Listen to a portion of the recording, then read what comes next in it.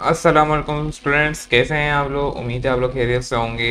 और आपको एक बार फिर से चैनल पे वेलकम किया जाता है जिसका नाम है बायोलॉजी की बाबा। और मैं इसका जो है सीईओ हूँ। मेरा नाम मोहम्मद हमाद है और आप देख रहे हैं एक बार फिर से बायोलॉजी बाबा के चैनल को।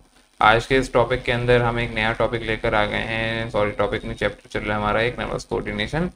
और टॉपिक उस लिहाज से है, आज का टॉपिक बहुत इंपॉर्टेंट है। वो है आपका कल के लेक्चर में मैंने आपको बताया हुआ था। तो कमेंट में पहले बताओ कल का कि आज का टॉपिक क्या है। वैसे तो आप लोगों को थंबनेल से पता चल जाएगा। खैर, मैं यहाँ लिख देता हूँ कि आज का टॉपिक क्या है। आज का टॉपिक जो आप लोगों का है वो है प्रोटेक्टिव लेयर कह दो या मैनेजेस कह दो। मैनेजेस के बारे में हमें समझना है। कल के लेक्चर में या स्पाइनल कोड हम पढ़ रहे थे, वहाँ पे जो है गई थी मैनेजेस के बाद बोला था आज के टॉपिक में कवर करेंगे हम। तो प्रोटेक्टिव लेयर के आपका जो पूरा ब्रेन है वो किस तरीके से प्रोटेक्ट किया जाता है उसको हम समझेंगे आज। अच्छा नहीं लग रहा है यहाँ से।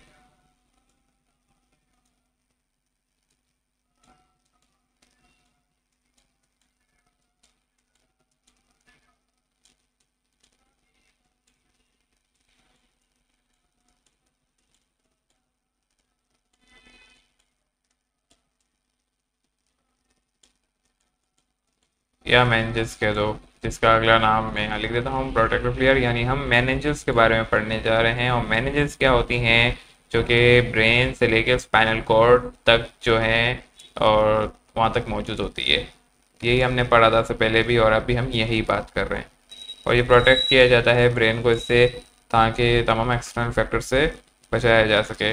मैनेजेस की होने की वजह यह है कि वो वर्टिब्रल कॉलम से भी बचा सके। एक वजह ख़ास तो ये है। और ब्रेन की हड्डी से बचा सके, स्कल से बचा सके। स्कल के अंदर कोई प्रेशराइज आए तो जाहिर सी बात है जब कोई हड्डी टूट जाए, अगर स्कल है, अगर यहाँ से आपका स्कल है सपोज करें, यहाँ से आपका ब्रेन मौजूद है इस तरीके से।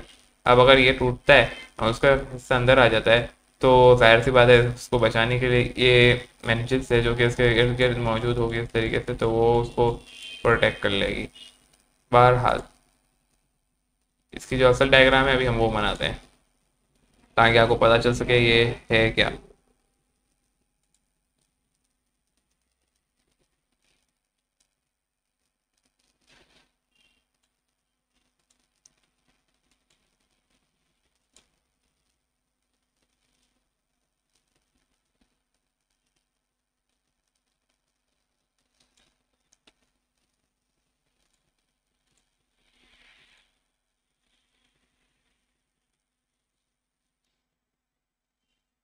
सपोज करें यहाँ का एक ब्रेन है, ठीक है। और इस तरीके से ये कोई स्पाइनल कॉर्ड की जगह है, यानी या कि मिड ब्रेन और हिंड ब्रेन के बारे में कहा जा रहा है। और फिर इसके बाद ये आपकी स्पाइनल कॉर्ड आ जाती है, सही है एक तरीके से। फिर इसके बाद जो है यहाँ से जो है आपकी, अभी कि मैं आपको बताऊँ कि एंड का हो रहा है, अभी हम वो देखते हैं। पहले तो ये देख लें। और यहीं पे जो है आपकी इस तरीके से जो है आपकी मैनेजेस चल रही हैं, पूरी प्रोटेक्ट की जा रही हैं इस तरीके से।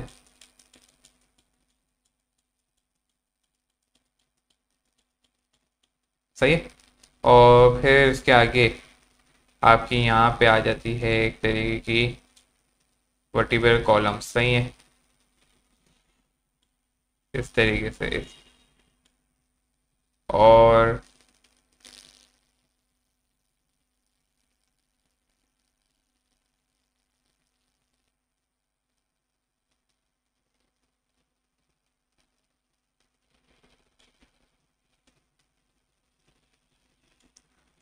सही है, ये एक इंसान है, फिर उसका ब्रेन है और स्पाइनल कॉर्ड है और इस तरीके से कुछ चल रहा है ये वर्टिब्रल कॉलम से। एंड कहाँ होती है मैं कल भी बता चुका था। यहाँ पे एंड हो जाती है नंबर 1 और 2 के दरमियान। यहाँ पे नंबर 1 और नंबर 2 ये क्या होती है, हड्डी होती है, रीढ़ की हड्डी, वर्टिब्रल कॉलम जिसे कहते हो आप लोग। और ये जो ग्रीन से मैंने बनाया है ये तो आ गया आपको मैनेजेस। देखने में तो ये आपको एक लेयर लग रही है मैनेजेस की, लेकिन जब उसको हम माइक्रोस्कोपिक से देखते हैं तो दर हकीकत ये एक लेयर नहीं होती मैनेजेस। ये मैनेजेस पूरी एक कंपोजिशन होती है, कंपाउंड होता है 3 लेयर्स का। अब उसमें 3 लेयर कौन कौन सी हैं अभी हम उसको देखते हैं। सबसे पहले जिनके अंदर सबसे पहले जो आती है वो आती है आपकी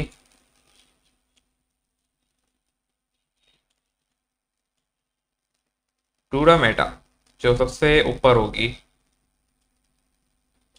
यानी मैनेजेंस, ये जो आपको नज़र आ रही है ग्रीन कलर की, ये डूरा मेटा है असल में। कहने को तो मैनेजेस है, मैनेजेस कंपाउंड है, कंपोजिशन है 3 लेयर्स का, जिसमें जो आपको ग्रीन कलर के से नज़र आ रहा है वो दर हकीकत एक है आपका डूरा मेटा। स्पेलिंग सही कर दूँ ताकि सही बच्चों को नज़र आए।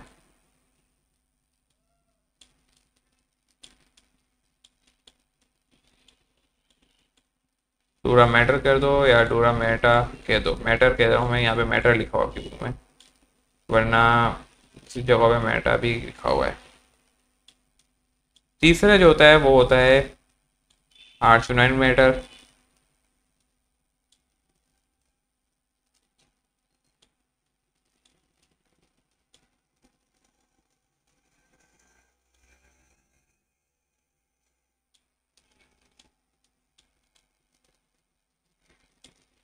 आर्चुनाइन मैटर, और मैटर में नहीं लिख रहा, जगह कम पड़ रही है मुझे। और तीसरी जो होती है वो होती है पिया मैटर, और पिया मैटर पे ही जाके आपकी स्पाइनल कॉर्ड एंड होती है, और वहाँ पे नंबर 1 और 2 होता है। तो एमसीक्यू से बन सकते हैं, आप देख लें कि किस तरह के बन रहे हैं एमसीक्यू, आपको मालूम होना चाहिए। ये तो हो गए 3 लेयर्स, लेकिन इनके दरमियान कुछ स्पेस भी मौजूद होते हैं। मिसाल के तौर पे अगर आप ये देखें, अगर मैं आपको एक यहाँ पे डायग्राम बना के दिखाऊं, इस तरीके से, सबसे पहले हम बनाएंगे स्किन, यानी जो खोपड़ी के ऊपर आपकी स्किन है उसकी बात करेंगे सबसे पहले हम, ताकि एक प्रॉपर डायग्राम से आप समझ सको। सपोज करें ये आपकी स्किन है पूरी एक, सही है, ये स्किन हो गई, ये स्किन आ गई आपकी, स्किन वाली लेयर आ गई। स्किन के नीचे आ जाती है आपकी, आपको ये भी मालूम होगा कि जैसे हम कनेक्टिव टिश्यूज़ कहते हैं, स्किन के टॉपिक के अंदर आप पढ़ चुके हो इन बातों को। ये आ गई कनेक्टिव टिश्यू की लेयर, सही है, ये आ गई। अभी मैं लिख भी दूंगा नाम साथ में। इसको एक काम करो, अगले पेज पे ले जाते हैं, जगह कम पड़ जाएगी मुझे, ताकि सही से लिख सकूं मैं। यहाँ पे आ जाते हैं, अब बनाते हैं अच्छे से। ये आ गई आपकी स्किन वाली लेयर, सही है।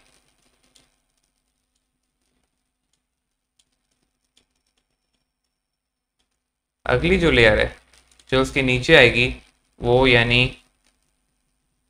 कनेक्टिव टिश्यू की आ गई। कनेक्टिव टिश्यू होता है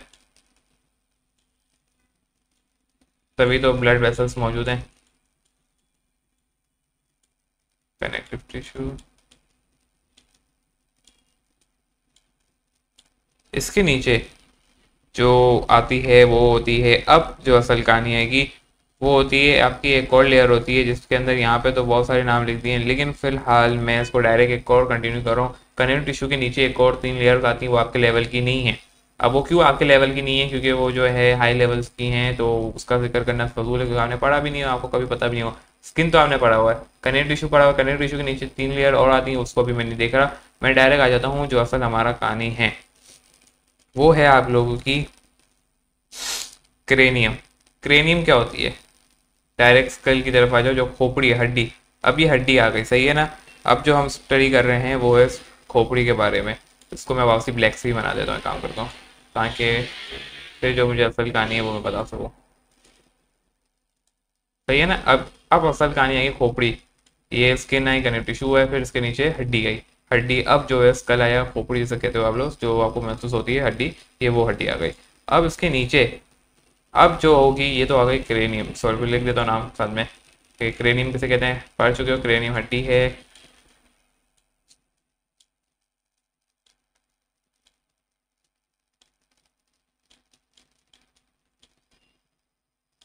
इसके नीचे अब जो आएगी वो होगी आप लोगों की ये जो लेयर है, इसे हम कहते हैं डूरा। इसे अभी आप लोग डूरा मैटर कह रहे थे ना, डूरा मैटर, ये वो डूरा है। अब ये मैनेजर स्टार्ट हो गई, फिर इसके अंदर ब्रेन आपका मौजूद होता है, फिर इसके नीचे क्या आता है, आपका ब्रेन आ जाता है। अब ये मैनेजर स्टार्ट हो गई है, पहले हड्डी आई, हड्डी से प्रोटेक्ट करने के लिए डूरा मैटर आई, जैसे मैंने आपको बताया ना, हड्डी होगी, इंसान की हड्डी होगी, फिर इसके बाद वो हड्डी अगर टूट जाए तो उसको बचाने के लिए ब्रेन के लिए ये मैनेजर स्टार्ट हो गई हैं आप लोगों की। इसके बाद जो आती है वो होती है आप लोगों की इस तरीके से आती है, एक और आती है, वो होती है आर्चोनाइड। मैं खाली इस शॉर्टली लिख रहा हूँ। और उसके नीचे जो आती है वो होती है आपकी पिया मैटर। फिर इसके बाद जो आता है वो आप लोगों का आ जाता है ब्रेन। सही है, अब ये आ गया आप लोगों का ब्रेन। क्रेनियम और डूरा के दरमियान एक स्पेस होता है, जैसे मैंने बोला था आपको अभी ये भी आगे कि इनके दरमियान कुछ स्पेस भी है। तो मैनेजर से पहले क्या है, ये हड्डी आपको नजर आ रही होगी, शो हो रही होगी, ये हड्डी, ये हड्डी है, रेयर की हड्डी है। तो इनके दरमियान कुछ स्पेस होगा इस दरमियान, तो इस स्पेस को हम कहते हैं, यहाँ पे मैं लिख रहा हूँ, उसको हम कहते हैं एपिड्यूनल स्पेस। एपिड्यूनल क्यों नाम दिया जा रहा है, एक तो स्किन से करीब है, दूसरा एपिड्यूनल जो डूरा से करीब है, तो उसके दरमियान जो भी स्पेस होगा एपिड्यूनल, दोनों के नाम को मिक्स करके एपिड्यूनल स्पेस नाम दिया गया है। इस बुनियाद पे नाम निकला है बायोलॉजिकल नेम इसका। स्पेस आप खुद लिख लो यार, मैं लिख देता हूँ, अगले में नहीं लिखूंगा मैं। फिर डूरा और आर्चोनाइड के दरमियान एक और स्पेस आता है, उसे हम कहते हैं सबड्यूनल स्पेस। और मजे की बात, यहाँ पे कोई फ्लूइड भी मौजूद नहीं है, खाली स्पेस है, मतलब एक फासला मौजूद है यहाँ पे, खाली फासला रखा गया, कोई फ्लूइड नहीं रखा गया, कोई मतलब चीज़ नहीं है, खाली स्पेस मौजूद है। फिर यहाँ पे खोखलापन मौजूद है और कोई फ्लूइड नहीं है यहाँ पे, कुछ भी नहीं है, सिर्फ खोखलापन है यहाँ पे। तो एक मिनट, रुक जाओ एक मिनट। तो मैं क्या कह रहा था, सॉरी बच्चों, ये निशान आ गया, पता नहीं हट भी नहीं रहा है। तो ये आ गया सब ड्यूरल स्पेस, यहाँ पे खोखलापन होता है, कुछ भी मौजूद नहीं है। अब इसके नीचे जो सब ड्यूरल के नीचे है वो होती है आपकी सब आर्चोनाइड मैटर। सही है, इसे हम कहते हैं सब आर्चोनाइड मैटर। मैं यहाँ पे भी आरजी लिख रहा हूँ। और यहाँ पे असल कहानी होती है, यहाँ पे फ्लूइड मौजूद होता है, जैसे हम सेंट्रल सैनुअल फ्लूइड कहते हैं। यहाँ पे इस तरीके से फ्लूइड मौजूद है, सही है। और CSF के नाम से जाना जाए, सेंट्रल सैनुअल फ्लूइड होता है। और ये कुशिंग सिंड्रोम होता है, ताकि अगर कोई भी प्रेशर आए, अगर फोर्स करें, अगर आपको बॉल लगे, तो बॉल लगने के बाद आपने कभी देखा नहीं होगा कि ना ब्रेन दब जाएगा, नहीं, वापसी रिबाउंस होगा, इलास्टिसिटी होती है यहाँ पे। और यही मैं आपको पहले ही बता चुका हूँ जब हम ब्रेन पर रहे थे वहाँ पे। तो ये मौजूद होता है। फिर इसके नीचे आ जाता है आपका ब्रेन, ये आपका ब्रेन आ गया। तो यहाँ पे फ्लूइड मौजूद है, तो ये पूरी तरीके से प्रोटेक्ट किया जाता है आपके ब्रेन को। कितनी मतलब कहाँ कहाँ से प्रोटेक्ट किया गया है, स्किन आ गई, फिर से प्रोटेक्ट है, कनेक्टिव टिश्यूज अलग अलग यहाँ रखे हैं, फिर उससे प्रोटेक्ट किया गया है। फिर इसके बाद 3 लेयर्स और होती हैं जो हमने यहाँ डिस्कस नहीं की, वो होती हैं। फिर इसके बाद आपकी एपिडर्नल स्पेस आ गई, क्रेनियम आया, फिर उसके बाद डूरा, फिर उनके दरमियान में स्पेस रखा है, यहाँ पे भी स्पेस मौजूद होते हैं। फिर इसके नीचे ये सारी कहानी चलती है, फिर जाके आपका ब्रेन आता है। तो कितनी चीज़ों से आपको प्रोटेक्ट किया गया, फिर जाके एक नीचे ब्रेन आता है। तो इसका मतलब क्या है, इसको क्यों रखा गया, ताकि ये डैमेज ना हो कोई भी तरीके से, ताकि अगर कोई भी चोट लगे तो वो डायरेक्ट ब्रेन तक ना पहुंचे, वो यहीं कहीं जो है रिजॉल्व कर दी जाए। लेकिन अगर ब्रेन तक पहुंच गए तो जाहिर सी बात है जो आपका मैंने वो डेड हो जाएगी। तो इस वजह से जो है इतनी सारी प्रोटेक्ट लेयर आती हैं। तो आज के लिए बस इतना ही रखते हैं, फिर नेक्स्ट क्लास में मिलेंगे, जब तक के लिए मुझे दीजिए इजाज़त, अल्लाह हाफ़िज़।